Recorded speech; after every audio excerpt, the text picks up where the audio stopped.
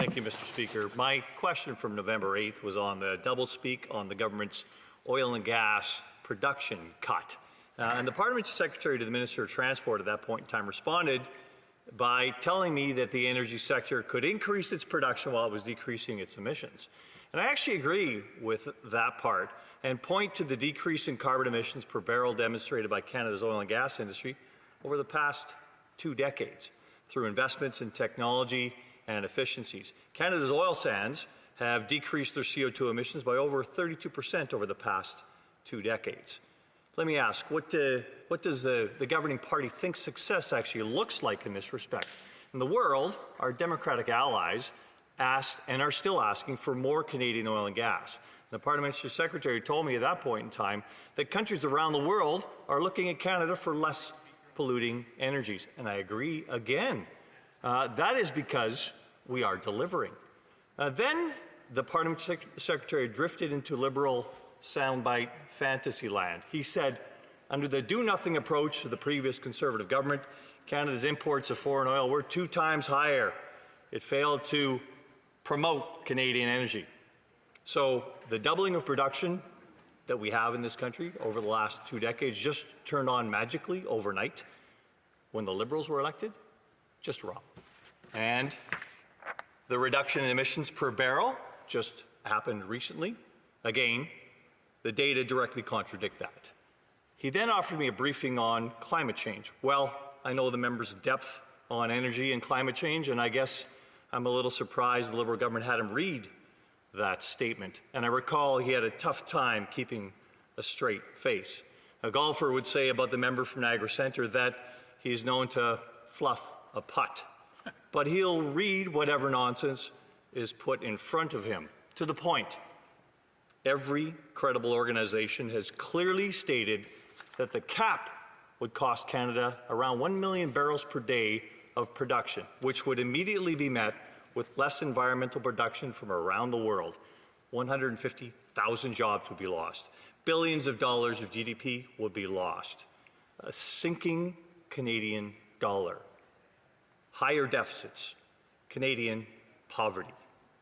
For the environmental result, let me refer to the Commissioner of the Environment and Sustainable Development's words on the government's results. He says 2 months ago, the recent decreases to projected 2030 emissions were not due to climate actions taken by governments, but were instead because of revisions to the data or methods used in modeling. This is all make-believe. All these experts the government's been paying hundreds of millions of dollars to have accomplished nothing at the end of the day. It is about shutting down or making it more onerous to produce oil in Canada versus every other jurisdiction in the world. Every other jurisdiction is prospering, while Canada is under the boot of this government to try and produce the resources that are for the benefit of the whole world. Our emissions are going down, our production is going up. We need to make sure we continue on that path and provide a better environmental result for the world and a better economic result for all Canadians. So I ask the member across the way again, how in the world can they say the words that this production cap has anything to do with emissions? The honourable member for Glengarry Prescott Russell. Mr. Speaker, I'm glad to remind my honourable colleague that we're the only government who's built a pipeline to Tidewater, something that their previous governments and the oil and gas promoters on that side have never done. And it's funny because they laugh and they scream, but they've never were able to do it because we found the right formula. We understood that balancing the environment and the economy go hand in hand. But that's why the Government of Canada is putting a cap on greenhouse gas pollutions from the oil and gas sector. And Mr. Speaker, that's a normal thing to do.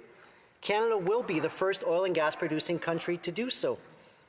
Our government published proposed regulations in November. And Mr. Speaker, if the opposition had their way, they would just let the sector pollute for free. We don't agree on this side of the House.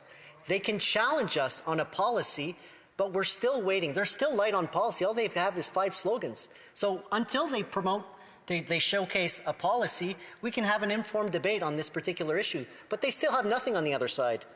So the greenhouse gas pollution cap will ensure that the sector invests in maximum technically achievable decarbonization in order to achieve significant emission reductions by 2030 and to get on a pathway to net zero emissions by 2050.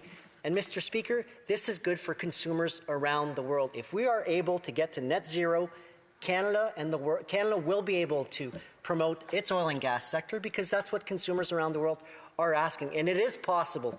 Of course, if we use the technology of today, it's not possible. But we have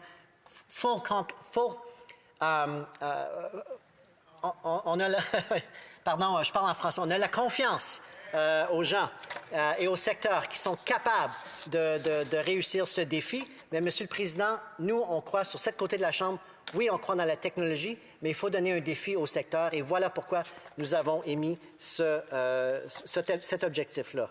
Cap and trade is a proven market-based approach that has been used successfully around the world to reduce emissions. Quebec, California, and Ontario at one point had a cap and trade system. Quebec and California still have a cap and trade system, and the economy didn't fall. They're doing very well. They're doing very well. And over time, the government gives out fewer allowances to comply. Facilities must reduce their emissions or buy allowances from other facilities that have reduced their emissions. And I'm explaining the cap and trade system, a mechanism that has been in place for a long time in Canada, especially in Quebec and Ontario and California. The government will continue to work closely with industry, provinces, territories, Indigenous groups, and other stakeholders to set a realistic, technically achievable goal for the sector. We want industries to use better technologies and improve efficiency. This will allow oil and gas producers to maintain or even grow production while lowering pollution. Mr. Speaker, on this side of the House, we believe that a cap and trade system is the right system, and we know that the oil and gas sector in Alberta will continue to flourish. Merci. The honourable member for Calgary Centre. Thank you. I'm sorry my colleague across the way misunderstood my question, but we're actually talking about real metrics here, not about hoped-for inventions that will come along in the next little while. This is 6 years down the road they're talking about this cap, in 2030 versus 2024, and a million-barrel cut from what we're producing now, which is a significant part of the economy of Canada.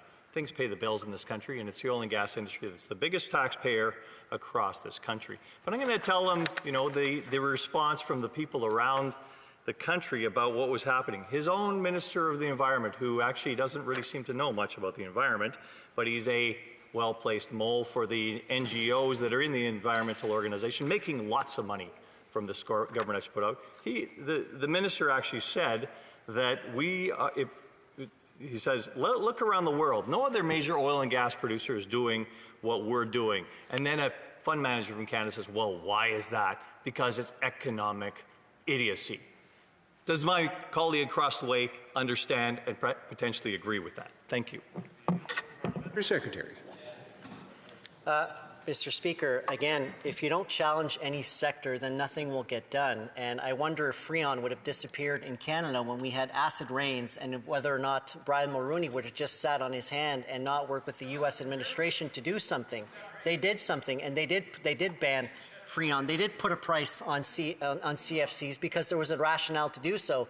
Doing nothing is not something that I can tell my 5-year-old son that, sorry son, I polluted your planet and I'm going to hand over you a tool that's barely half usable, but thank you so much and good luck with the rest. We have to do something for the environment, and that's exactly what we're doing.